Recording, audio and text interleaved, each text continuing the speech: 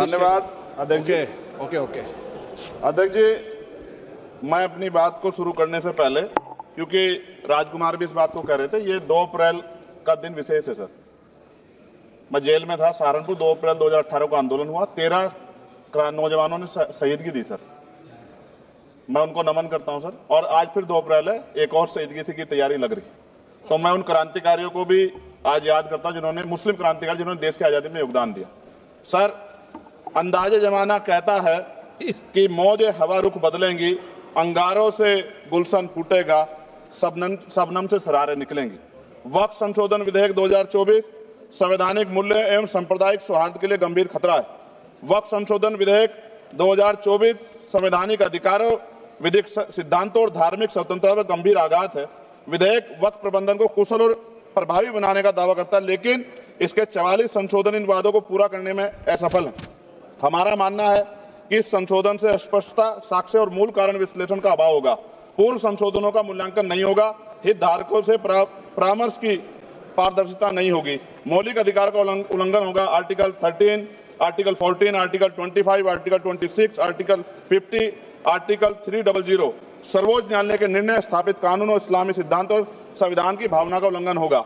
असत्य वादे बनाम वास्तविक प्रभाव, विधेयक सुधार और सशक्तिकरण का दावा करता है, लेकिन वास्तव में धार्मिक संपत्तियों के पुनः वर्गीकरण, जब्ती का प्रावधान संशोधन 39A, ऐतिहासिक मस्जिदों, कब्रिस्तानों को सरकारी संपत्ति घोषित करना, जिससे सांप्रदायिक तनाव पैदा हो सकता है। जिलाधिकारी को अत्यधिक अधिकार प्राप्त करना, संशोधन 4B।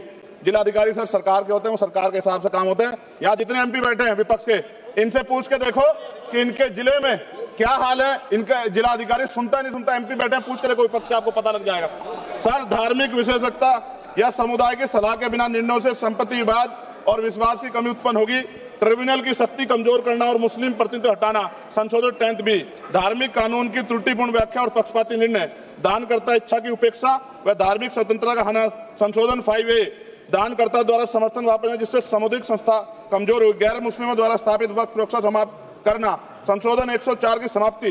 अंतर धार्मिक सौहार्द प्रभावित होगा सर। सदियों पुरानी धार्मिक संपत्तियों पर सीमा अधिनियम लागू करना, संशोधन 27B। कब्जा की गई संपत्तियों की स्थायी हानि, धार्मिक विषयों को दरकिनार कर वक्फ निर्धारण करना, संशोधन 6C। धार्मिक ज्ञान के अभाव में संपत्तियों गलत वर्गीकरण, पंजीकृत वक्फ घोषणाओं को अपराध घोषित करना, संशोधन 312। भय के माहौल में धार्मिक दान में गिरावट, मनमाने सर्वेक्षण को और वर्गीकरण की अनुमति देना, संशोधन 8A। धन्यवाद वकील साहब। सर, अभी पूरा दो जाने दो। सारी धाराएं पढ़ दोगे आप तो? सर, 2 मिनट में खत्म करूंगा और ये इंपॉर्टेंट है सर, मौका दीजिए सर। बिना जवाबदेही के बड़े पैमाने पर वक्फ संपत्ति का पुनः वर्गीकरण, प्रशासनिक भ्रम और प्रभावशीलता को नुकसान पहुंचाना, संशोधन 12D। कानूनी विवाद और कुप्रबंधन को वक्फ बोर्डों की विश्वसनीयता का नुकसान, अस्पष्ट आधारों पर राज्य द्वारा वक्फ बोर्ड को भंग करने का अधिकार, संशोधन 3C। राज्य के व्यापक विरोध प्रदर्शन, धार्मिक लक्ष्य का लक्ष्य, सार्वजनिक हित के नाम पर वक्फ प्रशासन पर पूर्ण नियंत्रण, संशोधन 37C2। व्यापक स्तर पर अशांति विरोध प्रदर्शन, कानून व्यवस्था गंभीर स्थिति।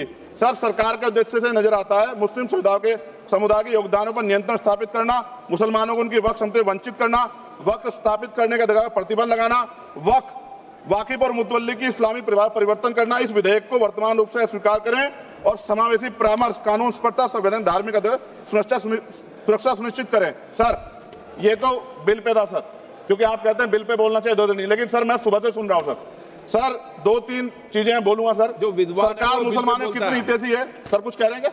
जो विद्वान होता है वो बिल पे बोलता है। सर, बस खत्म कर रहा हूं। सरकार कितनी हितैषी है सर? केंद्रीय मंत्रिमंडल में एक भी मुस्लिम मंत्री नहीं है।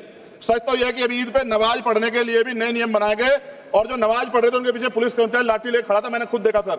अगर सरकार इतनी देर सच्चर कमेटी की रिपोर्ट पर चर्चा कराएगी, बिल्किस बानो के आरोपियों का जेल से बाहर आने के बाद स्वागत किया गया सर। मुसलमानों की जमीन की बात है, SC/ST की जो जमीन है वो छीनी जा रही है सर। कानून से ऊपर उठकर मुसलमानों घरों पर बुलडोजर चला गया, सबने देखा।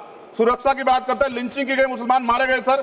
कावड़ यात्रा में गरीबों के ठेलों पे सुप्रीम कोर्ट ने ऑर्डर किया कि नाम मत लिखवाओ, देश को मत तोड़ो। अंत में सर बात निकली है तो दूर तक जाएगी। पार्टी सरकार के नेता यात्रा निकाल के कहते हैं मुसलमानों को भगाओ, और कई एक मुस्लिम MP पिछली बार सर उनको क्या क्या शब्द निकले, कोई निंदा नहीं हुई सर, और उसका प्रमोशन हुआ।